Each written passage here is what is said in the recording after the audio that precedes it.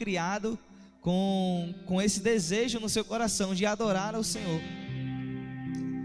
Quando as pessoas elas sentem um vazio, a maioria das pessoas, né? Você pode conversar com uma pessoa, ela tem momentos que ela vai estar feliz, mas tem momentos que ela para e fica um vazio dentro dela. Por quê? Por que será? Que existência de vazio é esse? É a adoração ao Criador, é a comunhão com o Pai que faz preencher todo vazio, toda tristeza, toda angústia só é preenchido pelo amor de Deus, só é preenchido pelo amor de Jesus. Então todo vazio, toda tristeza, toda angústia, tudo aquilo que a gente sente o que eu estou sentindo, que vazio é esse? Ela é a falta de Deus. Até os cristãos mesmo, os crentes, muitas vezes sentem um vazio. Que vazio é esse? É você parar e sentir Deus, andar com Ele, viver com Ele, estar na casa dEle, vir para a igreja, assistir um culto, participar de um open house, não quer dizer que você anda com Deus. Você está cumprindo uma agenda, mas não quer dizer que você está andando com Deus. Se você sente um vazio, isso é a eternidade que está dentro de você, querendo que você tenha comunhão com o Pai. Andar com Deus, sabe, caminhar com Ele, estar junto dEle. A gente estava cantando uma canção agora, dizendo assim, que para te adorar eu vivo. Para te adorar eu vivo para te adorar. Mas será que essa é a nossa realidade hoje? Sabe, adorar a Deus independente de qualquer circunstância, independente de qualquer situação, adorar a Ele, seja na alegria, seja na tristeza, adorar a Ele. A gente canta outra canção também que diz assim: estou preparando um caminho, endireitando as veredas. Ou seja, sabe, quando a gente tem um destino, quando nós temos um propósito, não importa o que acontece, nós estamos seguindo. Estamos seguindo porque nós sabemos qual foi o propósito que nós fomos criados. Sabemos qual foi a missão, com que intuito nós viemos à Terra. Se você parar para pensar, não tem muito sentido a vida, você nascer, crescer, morrer e acabou. Não tem sentido. Existe algo além disso. Existe uma expectativa no nosso coração que não para na morte. Os próprios cientistas, eles estão conscientes disso. Alguns sim, outros não, mas não para. Não para em crescer, multiplicar. Chegou a uma certa estatura, e o que tem mais? Acabou. Não. Existe uma eternidade, existe um anseio por conhecer e prosseguir em conhecer o Senhor. Se você tiver com sua Bíblia aí, queria que você abrisse comigo em Provérbios capítulo 3. Provérbios capítulo 3, a partir do versículo 1.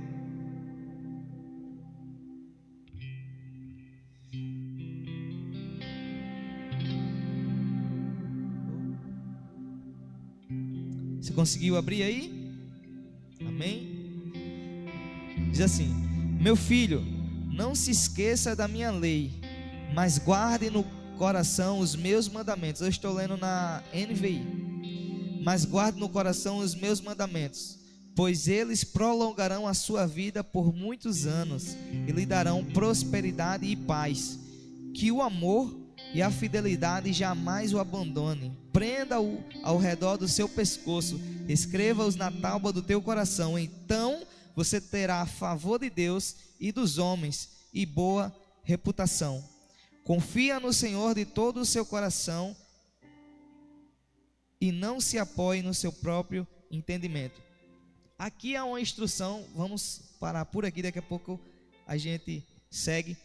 Mas aqui há uma instrução para nós, para os filhos. Meu filho, não se esqueça do que eu te falo. Não se esqueça da minha lei, mas pelo contrário, guarda no coração os meus mandamentos. Ou seja, o que é guardar no teu coração? O que é guardar no meu coração? É independente de onde eu estiver, em qual lugar eu estiver, eu sei que existe algo dentro de mim. Vamos imaginar uma pessoa, eu vou citar, eu não ia citar, mas eu vou citar agora, né? A minha mãe, que eu perdi há poucos dias. Eu não tenho mais como ouvi-la. Eu não tenho mais como escutar algum conselho dela. Mas está aqui, guarda no teu coração. Ou seja, guardar no teu coração é mesmo independente de qualquer situação que você tiver. Você está com a certeza que existe algo maior. Existe no teu coração um mandamento do Senhor. Existe no teu coração uma palavra do Senhor. E, sabe, numa situação que você tiver de um caos, ou de uma tristeza, ou de uma angústia, ou de uma dificuldade, que você diz, eu queria tanto ouvir uma palavra de Deus, mas essa palavra ela está no teu coração. Ela está gravada no teu coração. Então, o que é isso? É você parar e entender. Deus fala comigo e Ele vai falar. Ele vai falar com você. E isso é a palavra, guardar no meu coração. Aí ele segue. Pois eles prolongarão a sua vida por muitos anos e lhe darão prosperidade e paz, que o amor e a fidelidade jamais o abandonem. Essa parte do amor e a fidelidade jamais nos abandonar é algo que mexe comigo. Porque sem amor, a gente, sabe, não tem sentido a vida. Sem o amor não tem sentido. Pare para pensar, quantas pessoas você ama? Quantas pessoas estão perto de você? Ou quantas pessoas precisam do amor? Quantas pessoas precisam do amor de Deus? Você já parou para pensar no mundo? Eu não estou falando nem em Natal, nem no Brasil, estou falando no mundo. Quantas pessoas elas necessitam do amor? Quantas pessoas nasceram, cresceram, foram criadas e não sentiu nem o amor do pai nem da mãe? Muitas delas perderam seus pais cedos, ou os pais, por alguma situação, não deram o amor devido à criança. Então as pessoas, o mundo está cheio disso, cresceram sem saber o que é ser amado. Mas existe um pai que Ele nos ama. Existe um pai que diz assim, mesmo que uma mãe esqueça do seu filho, eu jamais o esquecerei. Eu jamais o abandonarei. Eu jamais o deixarei. Ou seja, estar com Ele todos os dias.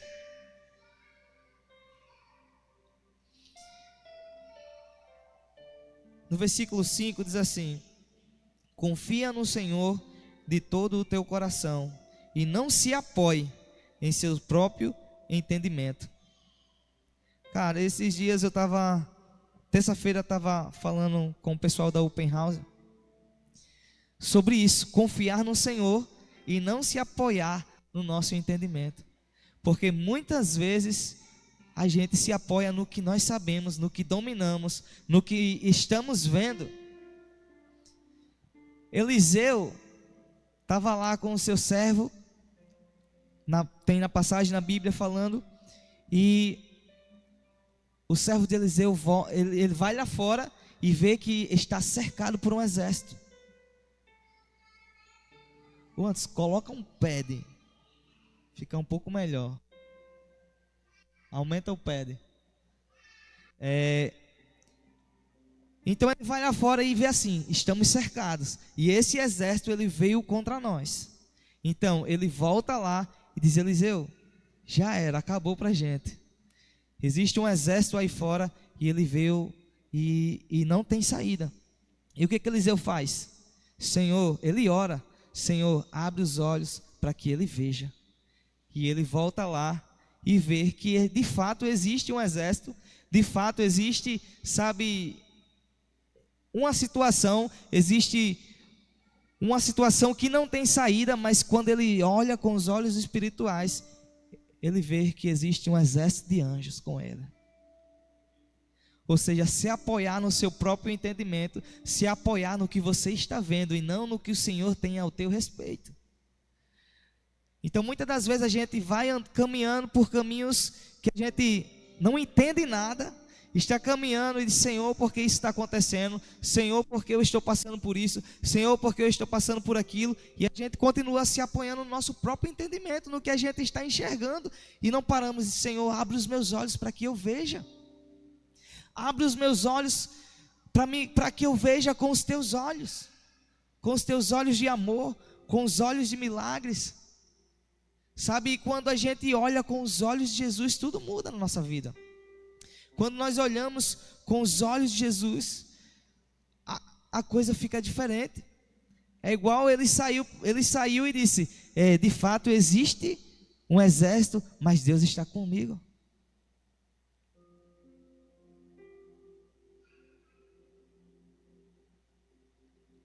Deus está comigo. Então hoje você pode parar e pensar em tudo que você vive, em tudo que você passou, ou em tudo que você passa.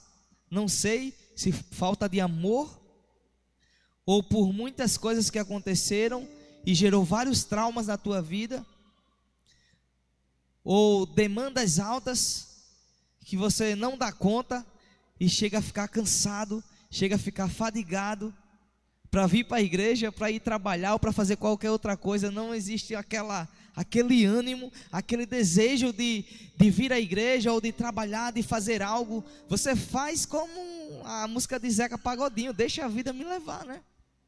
E você vai fazendo. Eu já vivi essa fase de fazer por fazer, vir por vir, mas não tem um sentido maior, não tem uma alegria maior, não tem um preenchimento maior. Aonde preenche é só Jesus. Porque eu estava olhando com os meus olhos naturais, eu estava olhando para aquilo que eu estava vendo, não para aquilo que Jesus tinha para a minha vida, não para aquilo que Jesus queria fazer e quer fazer na minha vida. Então muitas das vezes você tem que parar e dizer: Jesus, o que o Senhor quer fazer na minha vida? Não é só subir aqui, isso aqui é só um físico, só uma matéria.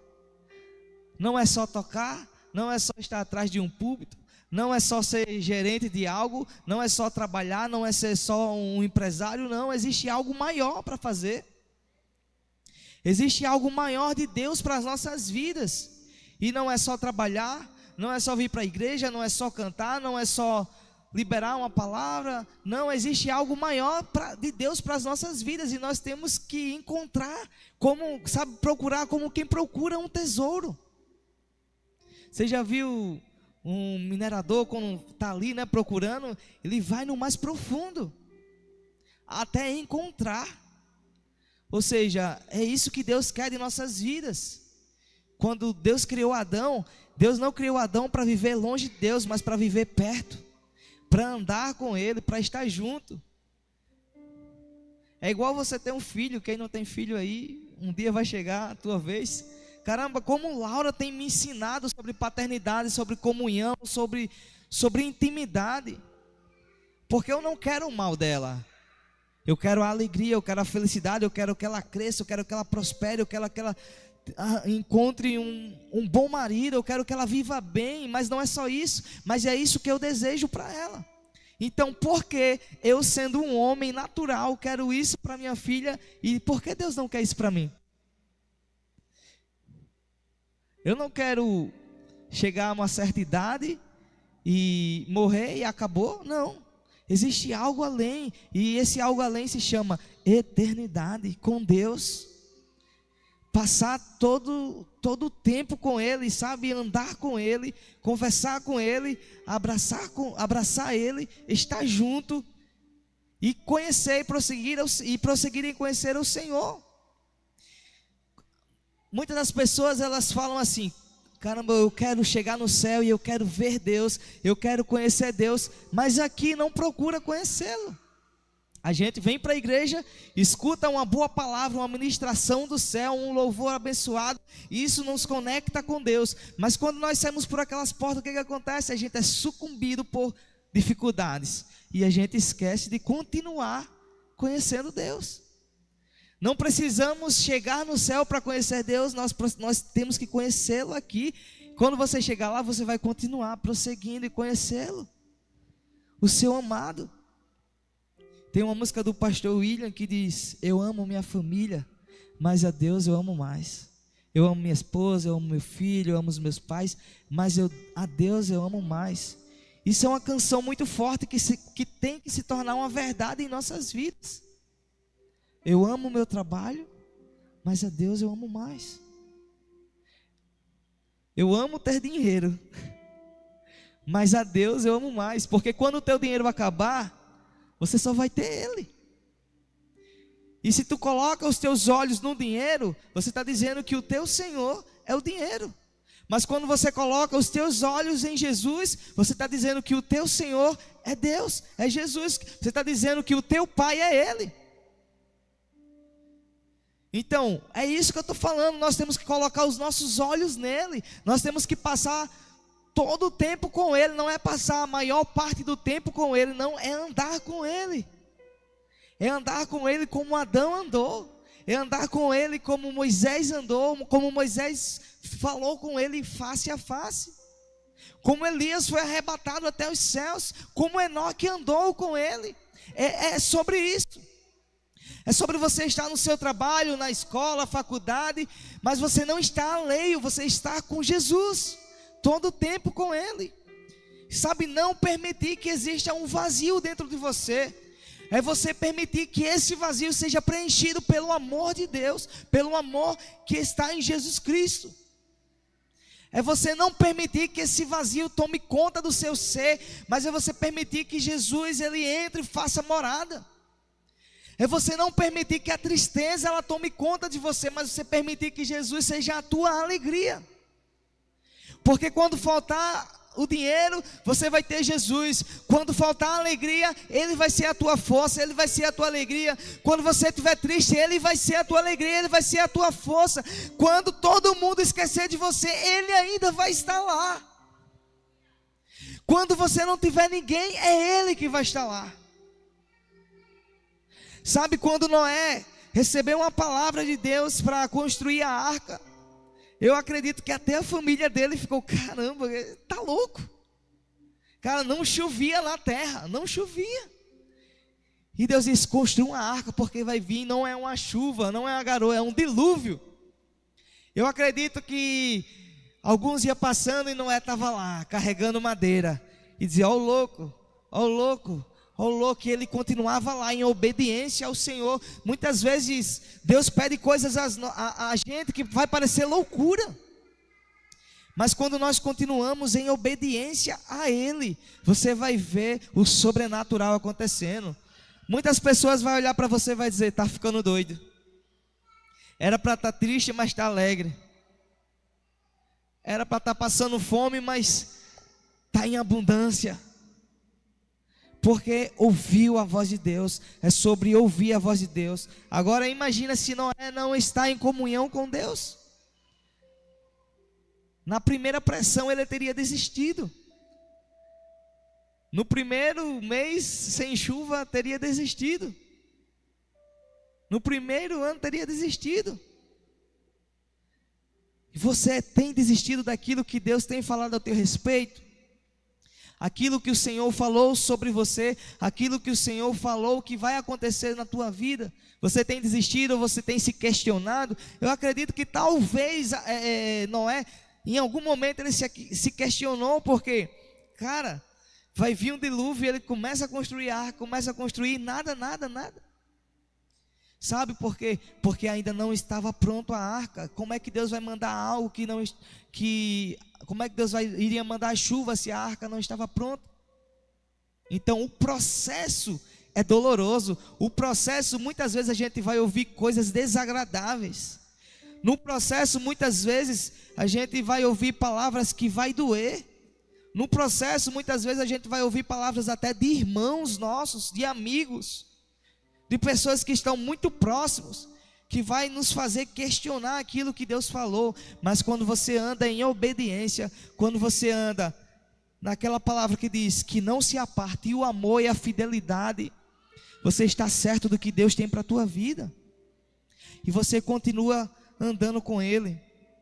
No versículo 6 diz assim: reconheça o Senhor em todos os seus caminhos, e Ele endireitará as suas veredas. eu perguntei aqui ao chat GPT, eu disse assim: o que é endireitar o caminho para você? Olha só o que ele disse: alinhar a sua vida com Deus. Eu perguntei segundo a Bíblia, né? Alinhar a sua vida com Deus, seguindo princípios de justiça, amor e verdade. É um chamado à retidão, evitando atalhos, desvios ou escolhas erradas. Cara, isso é muito forte. Então, quando diz endireitar os teus caminhos, é alinhar aquilo que está desviado. Quem é que já levou um carro para alinhar, para balancear? É todo um gingado ali, né, para que o pneu ele fique. Agora imagina você dirigindo aqui numa BR A80, A100, num carro desalinhado. A primeira coisa que ele vai fazer é puxar para algum lado, ou para a direita ou para a esquerda. É assim ou não é?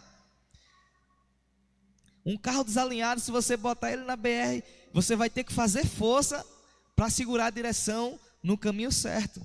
Muitas das vezes é isso que está acontecendo na tua vida. Você está fazendo força para que você continue no caminho certo. Mas quando você anda com Deus, reconhecer Ele nos teus caminhos, não é você que vai endireitar os seus caminhos, não, é o Senhor. É o Senhor que vai te alinhar. É o Senhor que vai te colocar no caminho. Você não vai precisar mais fazer força. As coisas simplesmente elas vão acontecer naturalmente. Então deixa o Senhor alinhar a tua vida. Sabe, se permita que o Senhor ele alinhe os teus passos. Só que para alinhar, muitas vezes, Ele vai meio que sacudir você para tirar você do conforto, para tirar você de uma situação que você está parado, para tirar de uma situação muitas vezes que você está meio desatordoado, não sabe para onde ir, e o Senhor vai puxar para cá, vai puxar para lá e vai te colocar no caminho. Ele vai te alinhar para que você não precise mais fazer força. Muitas vezes você pode até se perguntar: Senhor, eu faço tanto, eu trabalho tanto, eu oro tanto, mas as coisas não acontecem. Eu passei por um tempo, quase a minha vida toda, nessa situação, fazendo força para que as coisas acontecessem.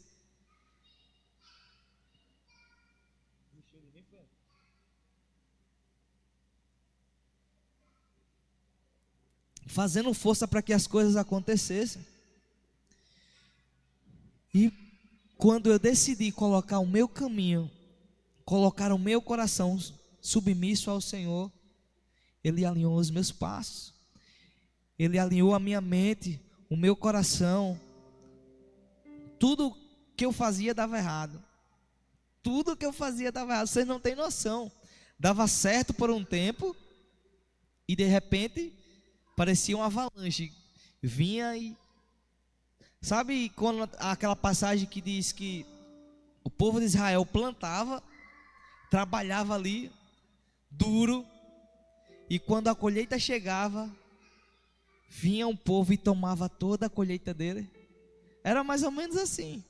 Trabalhava, fazia de tudo. Quando eu olhava assim para minha conta, né, que havia que a conta estava gorda, quando pensava que não, cadê minhas finanças? A família toda desalinhada. Mas quando eu decidi colocar o Senhor como o Senhor da minha vida, o Senhor da minha família, o Senhor das minhas finanças, tudo mudou.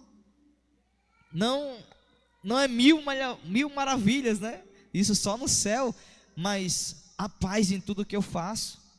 A paz, sabe? Eu sinto de fato que há um alinhamento. E todas as vezes que eu quero pegar um atalho, o Senhor vai lá e Ele alinha. Então, quais os atalhos que você tem pegado? O que é aquilo que o Senhor tem falado ao teu respeito? Falado para você, falado para o teu coração? Sabe aquilo que o Senhor tem falado sobre os próximos anos, os próximos dias?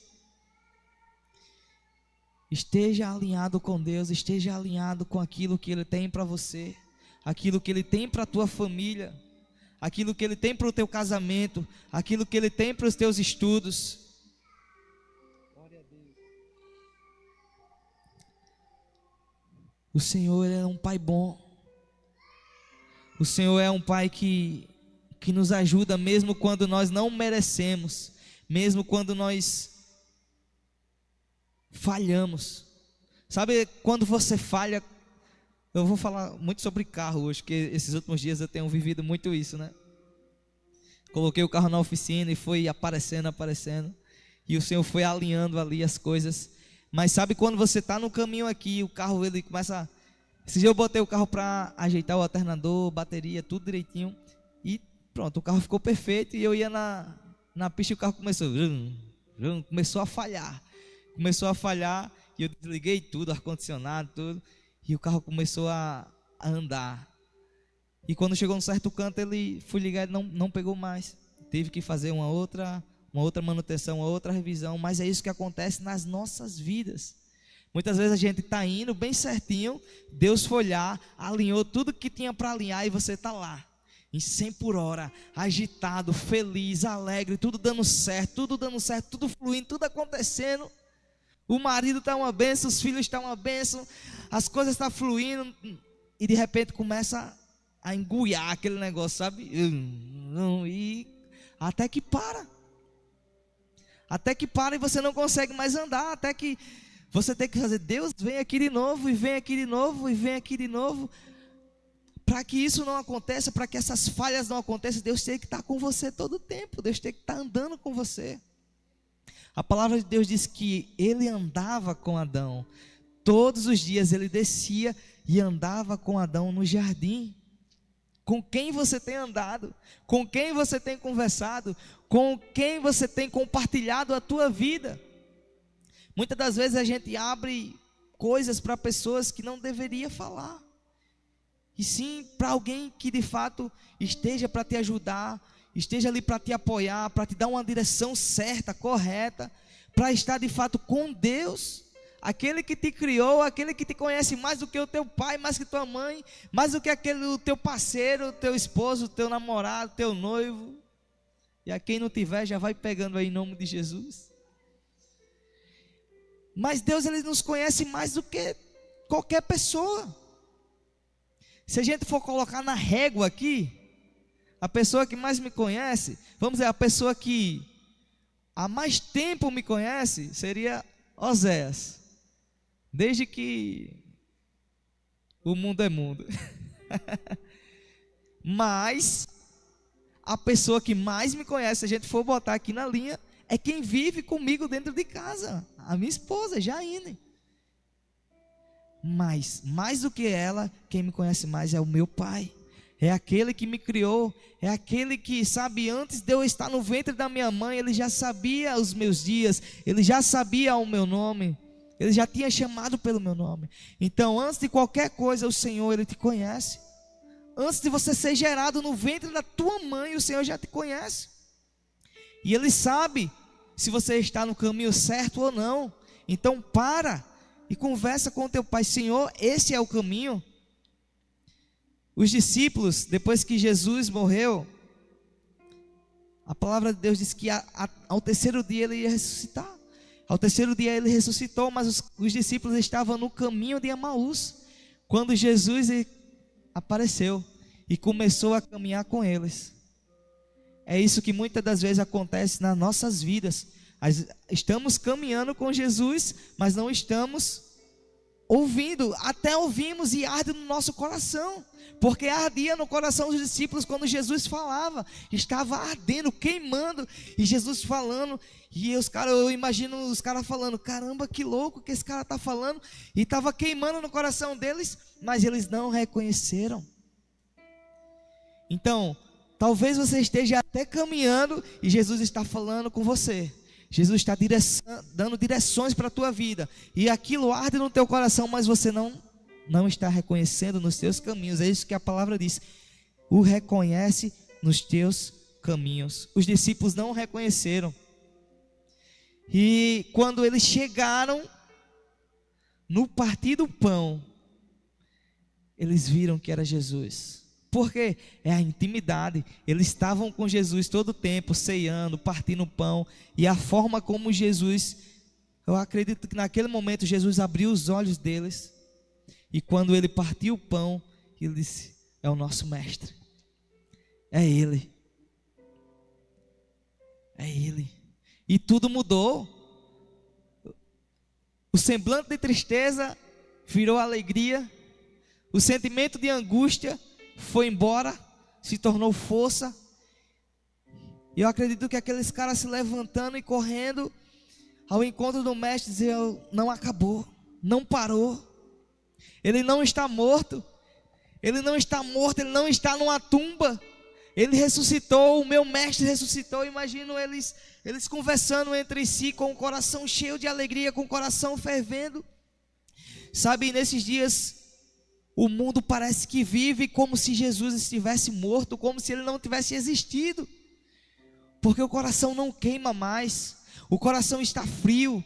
Sabe, até dentro das igrejas mesmo, eu não estou generalizando, tá? Mas até as pessoas, os filhos, estão lá desatentos, distraídos, como se nada tivesse para acontecer. Não, nós estamos como aqueles que dizem: Maranata, a hora vem, Senhor Jesus. Estamos preparando o caminho dele, sabe, estamos preparando a volta dele, dizendo: Maranata. Maranata não é só você falar Maranata e ficar parado, não é. Maranata é você continuar dizendo: Maranata, a hora vem, e continuar caminhando, preparando o caminho dele, sabe, como João Batista, que preparou o caminho de Jesus, sabe, endireitando ali para que quando ele viesse tudo estivesse pronto. Esse é o nosso dever como filhos de Deus, preparar o caminho de Jesus para a volta dele, para que ele encontre filhos amados, salvos na presença do Senhor.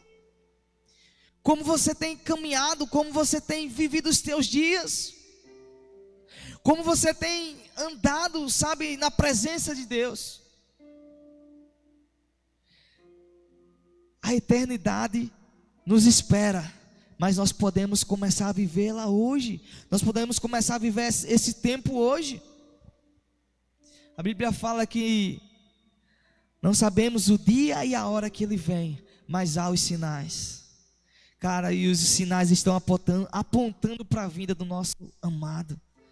Sabe, então, entrega o teu coração, alinha a rota e deixa o Senhor te conduzir, deixa o Senhor, sabe, te guiar no caminho dele. Você pode ficar de pé? Queria chamar o pessoal do louvor.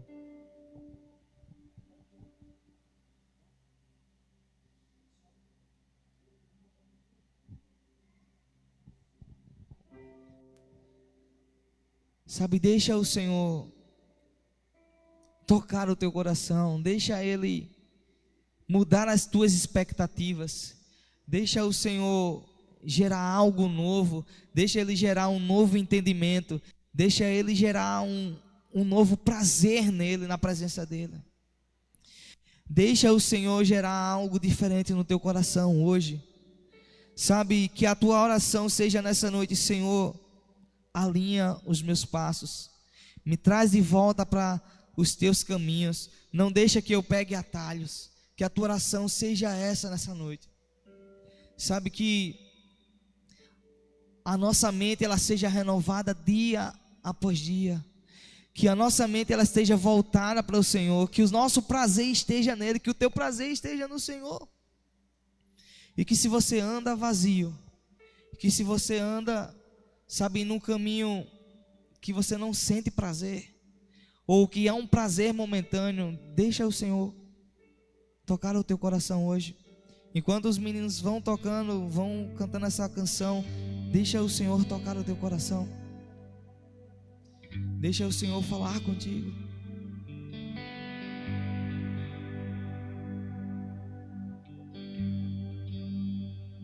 Estou preparando um caminho,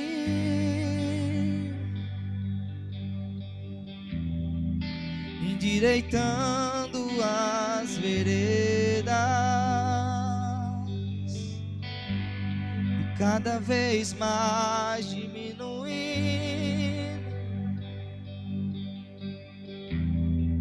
porque importa que ele cresça. Diz para ele, é ele. E nele o meu prazer está.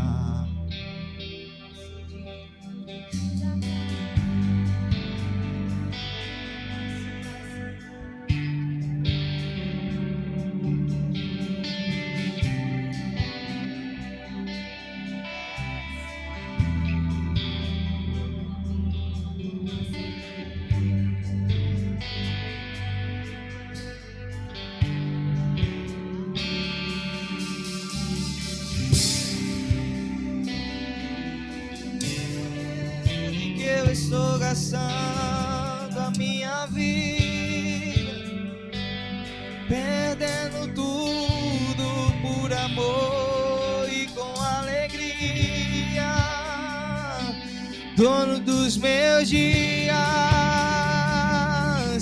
é Ele, por Ele que eu estou gastando a minha vida. Deixa o Senhor tocar no teu coração nessa noite.